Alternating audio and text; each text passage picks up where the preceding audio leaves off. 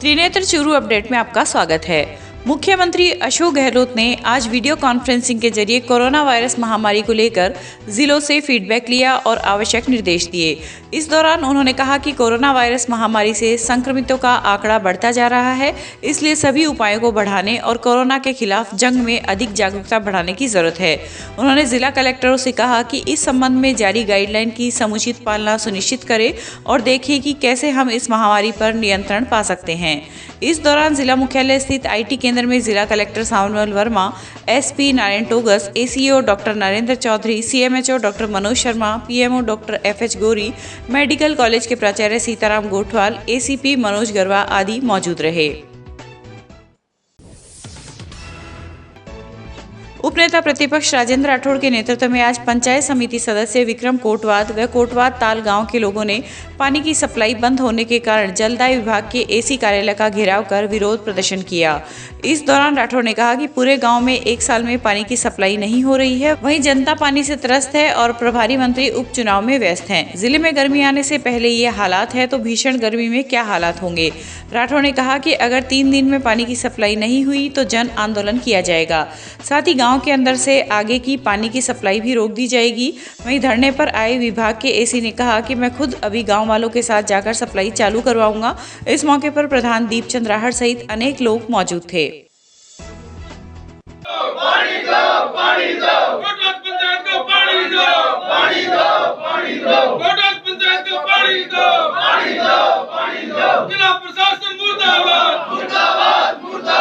पीने के पानी को लेकर हाहाकार मचा हुआ है।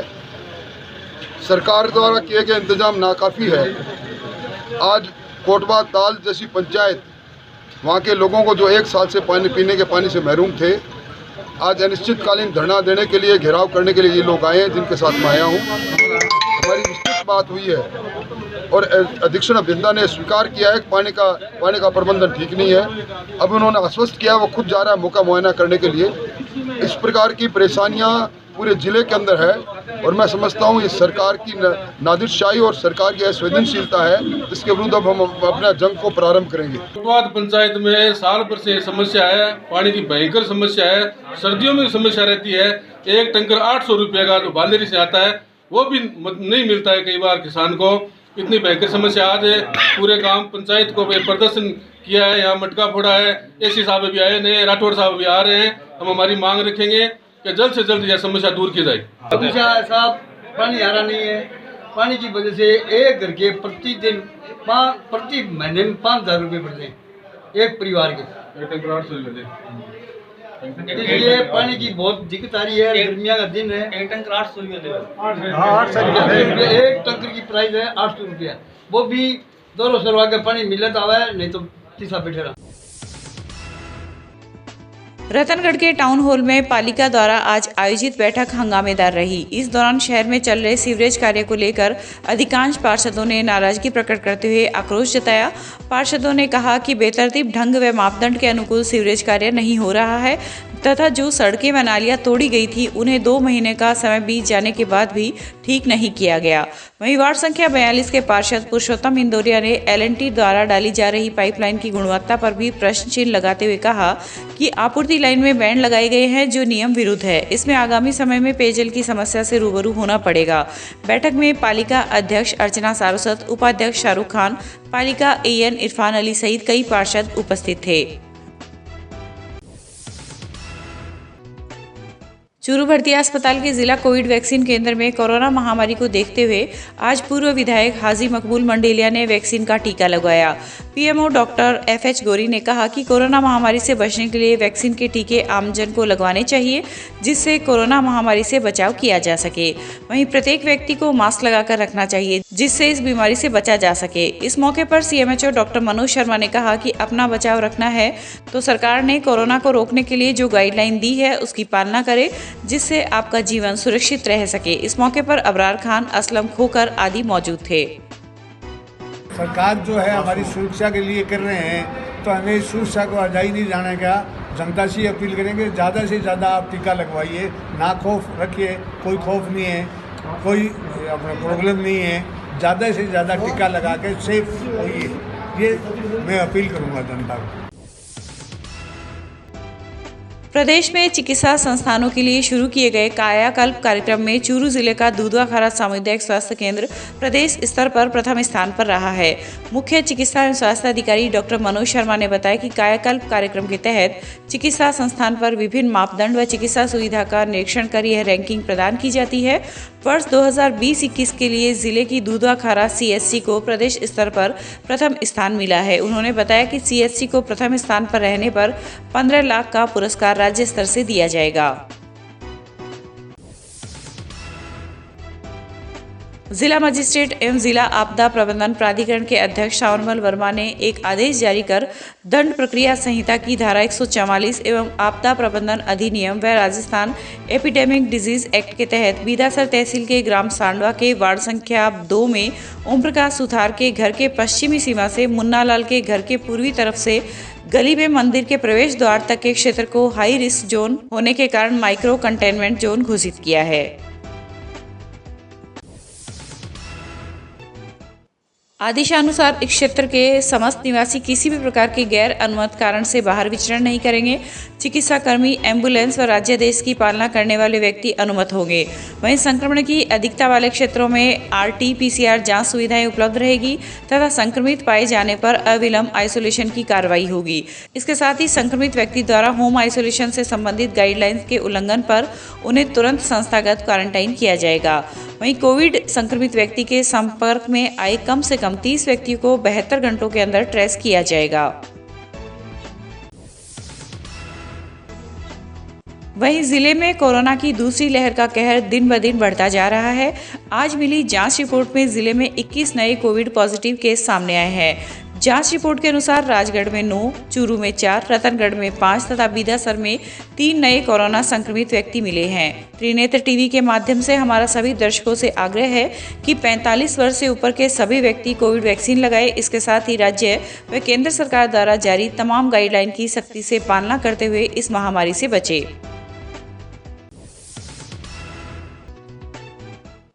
सुजानगढ़ विधानसभा उपचुनाव के लिए आज द्वितीय प्रशिक्षण रतनगढ़ की रघुनाथ स्कूल में आयोजित किया गया।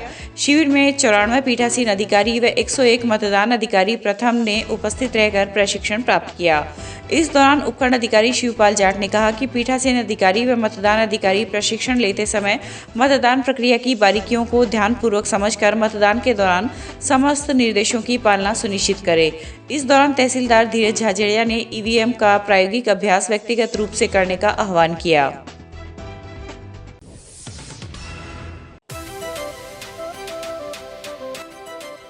श्री दादू दयाल सैंडस्टोन हमारे यहाँ पर करौली, धौलपुर, बंसी, पहाड़पुर के पत्थरों पर कुशल कारीगरों के द्वारा नक्काशी व खुदाई का कार्य किया जाता है।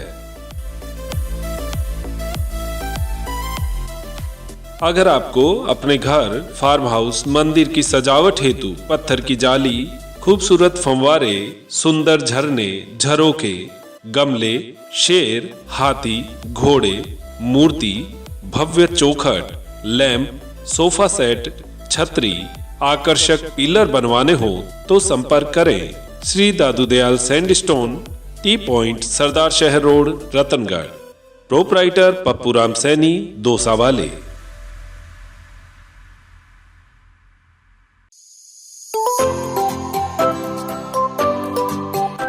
अब गर्मी में क्यों होना परेशान, जब आपके शहर में खुल चुका है कूलर्स का भव्य प्रतिष्ठान।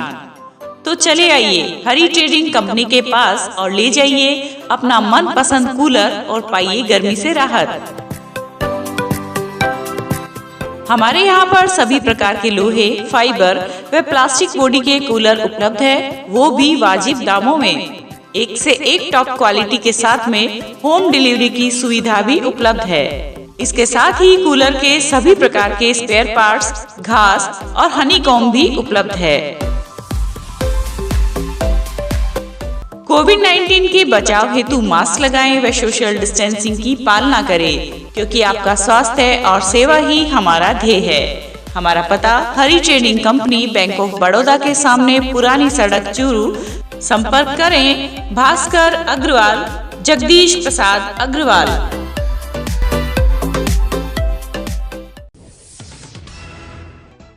आधुनिकता के इस दौर में खेती करने के तौर तरीके बदल रहे हैं। नई किस्म की खेती करके किसान कामयाबी हासिल कर रहे हैं।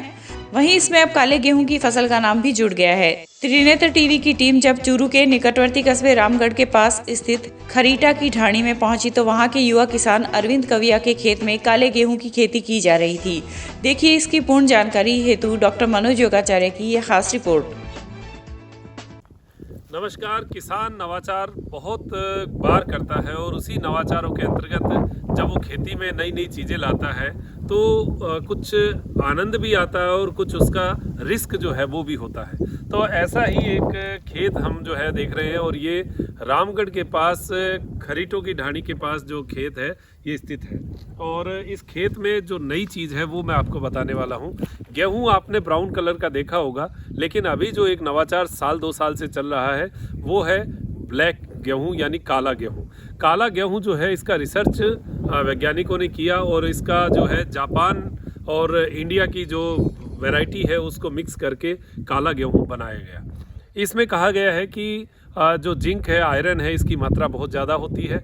कोलेस्ट्रॉल, डायबिटीज़, मोटापा, इनमें इसके बारे में कहा जाता है कि ये फ़ायदा करता है। इस गेहूँ की जो डिमांड है वो अभी तो इतनी खड़ी नहीं हुई, लेकिन फिर भी 3500-4000 रुपये के भाव ये बिकता है मूल रूप से। और बीज के रूप में अगर देखें तो 70 से 100-150 रुपये किलो तक भी बिक जाता है। इस गेहूं को लगाने के लिए किसान अपना रिसर्च करता है। मूल रूप से कोई बहुत ज़्यादा जो है अन्य आवश्यकताएं नहीं होती, लेकिन क्या अब पूरा अनुभव जो है वो मैं अब आपको जो किसान जिन्होंने इसको लगाया है उनसे बात करते हैं। अरविंद जी कविया हमारे साथ हैं। अरविंद जी, आपने ये काला गेहूं जो मेरे हाथ में है, ये मैं दिखा देता हूँ एक बार। ये काला गेहूं है, ये आपने लगाया है। हाँ जी। ये गेहूं आपने जो लगाया, शुरुआत कैसे मन किया कि मैं ये लगाऊं और फिर इसके फ़ायदे क्या हैं, आपका रिसर्च क्या है वो बताइए।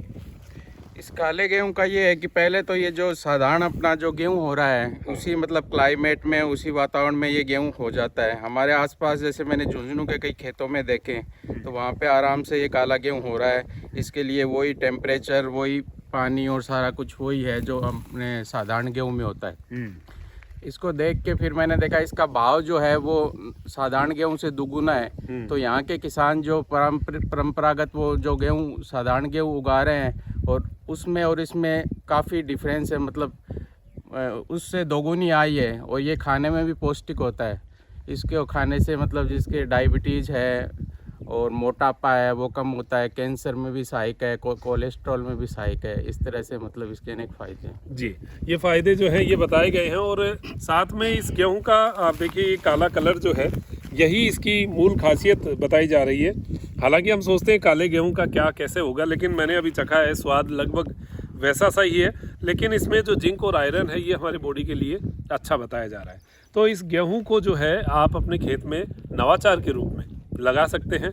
देखिए सीधी बात यह है कि दिखता है वो बिकता है। हम लोग जो लगाएं और लोगों के सामने पेश करेंगे तभी उसकी डिमांड आएगी। तो किसान जो है वो लगाकर कुछ मजबूत हो, कुछ ऐसी नई नई चीज़ें लगाएं जिनकी डिमांड बढ़े। और जब हम बहुत सारी मात्रा में लगाएंगे तो उसका मार्केट भी बनेगा और लोग जो है लेना पसंद करेंगे। ये तो पक्की बात है कि आम गेहूं से ये ज़्यादा कीमत में बिकने वाली चीज़ है, मेडिसिनल वैल्यू रखने वाली चीज़ है, तो इसकी कीमत तो बननी ही है। तो मैं अरविंद जी के नंबर भी दे दूंगा डिस्क्रिप्शन में, आप देख लेना, जिससे इस गेहूं के बारे में कोई जानकारी चाहिए या आपको ये गेहूं चाहिए तो आप इनसे बात कर सकते हैं। और इसके बारे में कि भाई अगली बार लगाने के लिए अगर आपको बीज भी चाहिए तो भी ये उपलब्ध करवा देंगे, क्योंकि हमारे क्षेत्र में अभी तक काले गेहूं की जो वैरायटी है वो लगाने वाले कम लोग हैं। तो आपको ये उपलब्ध हो जाए, बाहर से मंगवाना बड़ा मुश्किल रहता है। जानकार व्यक्ति से लें तो उसका एक फ़ायदा अलग होता है। तो बहुत अच्छा लगा, हम इस पूरे खेत में जो है देख रहे हैं। और ये मूल बात ये भी है कि इनके पास डेयरी है तो अपने गोबर और गोमूत्र से ये जो है खेती कर रहे हैं और किसी प्रकार का कोई भी पेस्टिसाइड जो है, यूरिया है, इनको देने की आवश्यकता नहीं पड़ी, क्योंकि गोबर की मात्रा इतनी है इनके पास, तो इतनी आवश्यकता नहीं है। अरविंद जी, आपके पास कितने जो है वो गाय हैं और क्या? अभी हमारे पास डेयरी में 15 पशु है और उनके बच्चे सब मिला के 25 पशु है। उसकी खूब खाद हो जाती है। तो हम सारी, जैसे इधर सरसों बो रखी है, उससे आगे जो अपने साधारण वाले गेहूँ है वो बो रखे हैं, ये सारे ऑर्गेनिक है। मतलब इसमें देसी खाद ही हमने काम में लिए, कहीं कोई केमिकल पेस्टिसाइड का यूज नहीं किया। सरसों भी आपने निकाली है, लगभग अभी निकल गई क्या? ये कितनी है? सरसों अभी वैसे काट के ढेर लगा दिया है, इसका 2-4 दिन में निकाल के और फिर हम इसका मतलब तेल निकाल के और तेल उपलब्ध करवाएंगे, मतलब प्योरिटी के साथ, बिना किसी केमिकल रिफाइंड के। जी, तो आप देखिए कि किसान को अब कुछ अपनी पैकेजिंग या इस तरीके की चीज़ें करनी पड़ेगी। अगर सरसों की बात करें तो सरसों देखिए जो है किस भाव बिके, फिर उसका अगर तेल निकलवाते हैं तो 10-20 रुपए का एक्स्ट्रा जो है मार्जिन मिल जाता है। तो इस प्रकार किसान अपनी तरफ से कुछ नवाचार करेगा तो कुछ लाभ मिलेगा। तो ये काले गेहूं और सरसों के बारे में हमारी थोड़ी सी बात थी।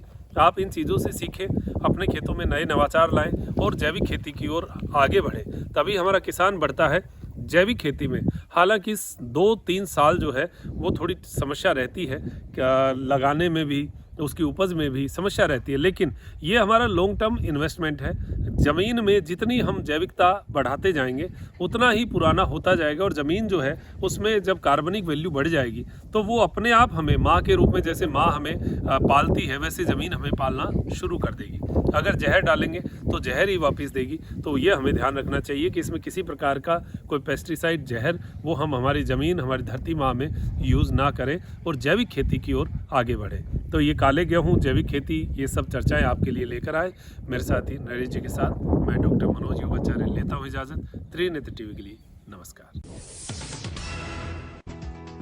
भारतीय मजदूर संघ से जुड़े ऑल इंडिया ग्रामीण बैंक ऑफिसर्स एवं वर्कर्स ऑर्गेनाइजेशन के आह्वान पर आज बड़ौदा राजस्थान क्षेत्रीय ग्रामीण बैंक एम्प्लॉइज यूनियन के स्टाफ सदस्यों ने अपनी विभिन्न मांगों को लेकर विरोध प्रदर्शन किया।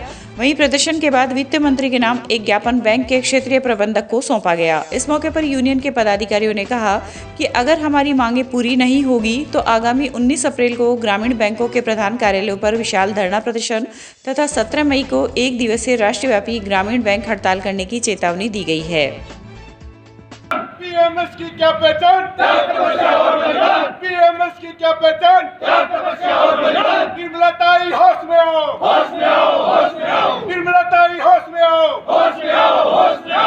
राजस्थान ग्रामीण बैंकों के लिए जो केंद्र सरकार के द्वारा और फाइनेंस मिनिस्ट्री के द्वारा जो 11वां वेतन समझौते के लिए जो फैसला लिया गया है, जो कतई भी ग्रामीण बैंक के किसी भी कर्मचारी को, अधिकारी को स्वीकार्य नहीं है। इसमें भेदभावपूर्ण रवैया उन्होंने अपनाया है। इसमें राष्ट्रीयकृत बैंकों को लागू होते ही 11th बाईपास जो वेतनमान है उसका लाभ दे दिया गया है, जबकि ग्रामीण बैंकों को इसके तहत ये कहा गया है कि 2022 में आपको एक का जो भुगतान किया जाएगा, जो कि एक अन्यायपूर्ण और बहुत ही भेदभावपूर्ण रवैया है सरकार का। और इसी के विरोध में आज भारतीय मजदूर संघ की इकाई RGBO और RGBWO अजमेर बिहार की जीबी द्वारा 4 तारीख से जो विरोध प्रदर्शन किया जा रहा है, इसी कड़ी में आज दिनांक 9 अप्रैल को सभी संगठन के जो कार्यकर्ता हैं उनके द्वारा विरोध दर्ज कराते हुए और उसके ज्ञापन देने के लिए आज क्षेत्रीय कार्यालय चूरू में BRKGB के उपस्थित हुए हैं। और आशा करते हैं कि इसी विरोध प्रदर्शन से सरकार की आंखें भी खुलेंगी और सभी जो हमारी स्टाफ सदस्य हैं, सभी जो अधिकारी कर्मचारी जो भी है, उनके पक्ष में जो है वो सरकार अपना फैसला सुनाएगी। जिला विधिक सेवा प्राधिकरण के अध्यक्ष व जिला एवं सेशन न्यायाधीश बलजीत सिंह की अध्यक्षता में आज ADR सेंटर में पीड़ित प्रतिकर स्कीम 2011 के अंतर्गत प्राप्त आवेदन पत्रों के निस्तारण हेतु प्राधिकरण की बैठक आयोजित की गई। बैठक में न्यायाधीश पारिवारिक न्यायालय नेपाल सिंह, जिला पुलिस अधीक्षक नारायण टोगस, जिला विधिक सेवा प्राधिकरण के सचिव प्रमोद बंसल, अतिरिक्त जिला कलेक्टर PR मीणा, मुख्य न्यायिक मजिस्ट्रेट अनीता टेलर, राजकीय अधिवक्ता काशीराम शर्मा एवं अभिभाषक संघ चूरू के अध्यक्ष पवन कुमार शर्मा उपस्थित थे।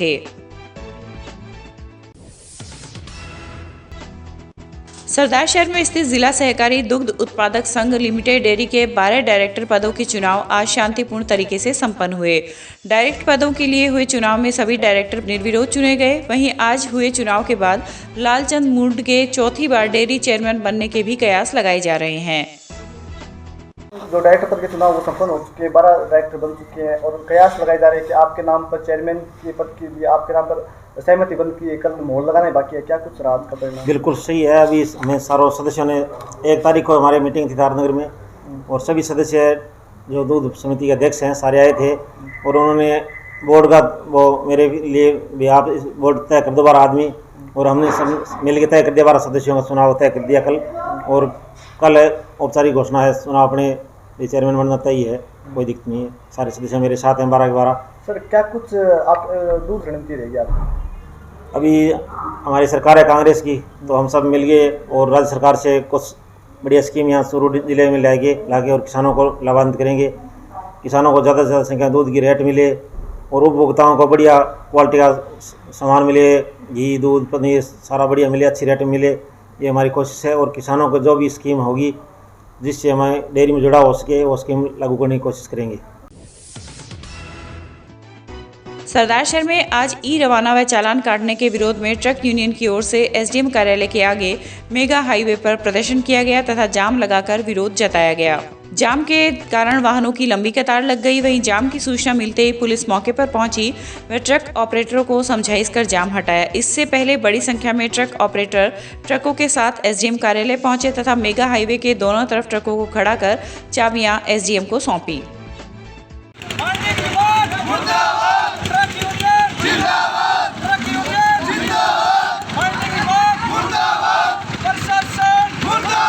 ज्ञापन दे दिया, मुख्यमंत्री साहब को भी ज्ञापन दे दिया, कलेक्टर साहब को भी ज्ञापन दे दिया और एसडीएम मैडम को भी ज्ञापन दे चुके हैं, थाने में भी दे दिया। और आज का हमने चक्का जाम का भी एसडीएम मैडम को ज्ञापन दे चुके थे, फिर भी एसडीएम मैडम यहाँ हमें नहीं मिले। 25 तारीख हमारी यही मांगे। तो अब चाबियाँ वगैरह सौंपी है क्या? सारी चाबियाँ हमने दे दी और गाड़ियाँ सारी खड़ी है आपके सामने। 5 ट्रकों की चाबियाँ हमने सौंपी है। अब आगे क्या रणनीति? आगे ई रवाने जब तक माफ नहीं होगे तब तक हम ये हड़ताल नहीं तोड़ेंगे, हमारी यही मांगे। आपका नाम? देवीलाल बोटिया। उप जिला निर्वाचन अधिकारी पीआर मीना ने प्रकोष्ठ प्रभारी अधिकारियों से कहा है कि वे सुजानगढ़ विधानसभा उपचुनाव 2021 के तहत सौंपे गए कर्तव्यों एवं दायित्वों का सतर्कता एवं सजगता से संपादित करना सुनिश्चित करें। एडीएम मीना आज कलेक्ट्रेट सभाकक्ष में आयोजित प्रकोष्ठ प्रभारी अधिकारियों की बैठक में बोल रहे थे। उन्होंने कहा कि मतदान के पूर्व, दौरान एवं मतदान के पश्चात संपादित होने वाले चुनावी कार्यों का बेहतर क्रियान्वयन करना सुनिश्चित करें। उन्होंने स्ट्रांग रूम, यात्रा भत्ता, मतदान दलों का प्रशिक्षण, मतदान केंद्र पर की जाने वाली व्यवस्थाओं की जानकारी प्राप्त करते हुए चुनावी प्रक्रिया की जानकारी दी। इस अवसर पर विभिन्न प्रकोष्ठ प्रभारी अधिकारी उपस्थित थे।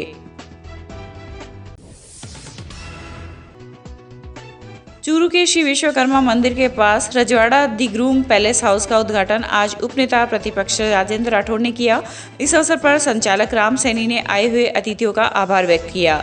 जेपी सैनी ने बताया कि यहां पर उच्च क्वालिटी के सभी तरह के रेडीमेड वस्त्र एवं दूल्हे के परिधान मिलेंगे। इस दौरान विधि महाविद्यालय के प्राचार्य डॉक्टर एसके सैनी, प्रधान दीपचंद राहड़, पंचायत समिति सदस्य हरलाल सहारण, भाजपा के पूर्व जिला अध्यक्ष बसंत शर्मा सहित शहर के अनेक गणमान्य जन मौजूद थे। रतनगढ़ तहसील के गांव बीरमसर में स्थित एक वेल्डिंग के कारखाने पर काम कर रहे 2 मजदूर गैस कटर से लगी आग से झुलस गए। दोनों मजदूरों को राजकीय अस्पताल में भर्ती करवाया गया। डॉक्टर महेंद्र सवलालिया ने बताया कि दोनों मजदूर 20% तक जले हुए हैं। वहीं सूचना पर पुलिस मौके पर पहुंची, लेकिन घटना का अभी तक मामला दर्ज नहीं हुआ है। मेगा हाईवे पर गांव गोगासर के पास गुरुवार की देर रात 2 वाहनों की हुई भिड़ंत में 5 लोग घायल हो गए। घायलों को अस्पताल में भर्ती करवाया गया, जहां पर एक की हालत गंभीर होने पर उसे हायर सेंटर रेफर कर दिया। सूचना पर पुलिस भी मौके पर पहुंची तथा घटना की जानकारी ली, लेकिन समाचार लिखे जाने तक घटना का मामला दर्ज नहीं हुआ है। हादसे के बाद कैंपर अनियंत्रित होकर टीले पर चढ़ गई, वहीं कार आगे से पूर्णतया क्षतिग्रस्त हो गई।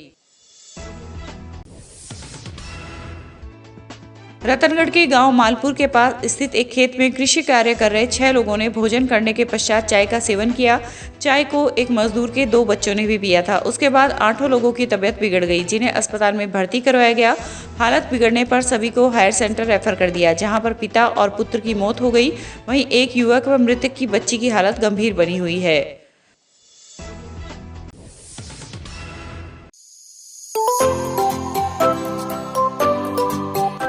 अब गर्मी में क्यों होना परेशान, जब आपके शहर में खुल चुका है कूलर्स का भव्य प्रतिष्ठान। तो चले आइए हरी ट्रेडिंग कंपनी के पास और ले जाइए अपना मनपसंद कूलर और पाइए गर्मी से राहत। हमारे यहाँ पर सभी प्रकार के लोहे, फाइबर व प्लास्टिक बॉडी के कूलर उपलब्ध है, वो भी वाजिब दामों में। एक से एक टॉप क्वालिटी के साथ में होम डिलीवरी की सुविधा भी उपलब्ध है। इसके साथ ही कूलर के सभी प्रकार के स्पेयर पार्ट्स, घास और हनीकॉम्ब भी उपलब्ध है। कोविड-19 के बचाव हेतु मास्क लगाएं व सोशल डिस्टेंसिंग की पालना करें, क्योंकि आपका स्वास्थ्य और सेवा ही हमारा ध्येय है। हमारा पता Hari trading company, bank of Baroda के सामने, पुरानी सड़क, चूरू। संपर्क करें भास्कर अग्रवाल, जगदीश प्रसाद अग्रवाल।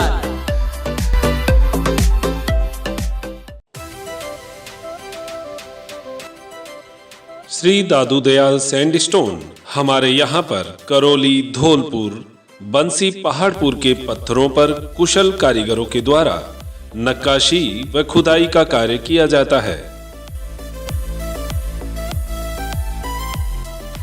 अगर आपको अपने घर, फार्म हाउस, मंदिर की सजावट हेतु पत्थर की जाली, खूबसूरत फंवारे, सुंदर झरने, झरोखे, गमले, शेर, हाथी, घोड़े, मूर्ति, भव्य चौखट, लैंप, सोफा सेट, छतरी, आकर्षक पिलर बनवाने हो तो संपर्क करें Shri Dadu Dayal sandstone, T point, सरदार शहर रोड, रतनगढ़।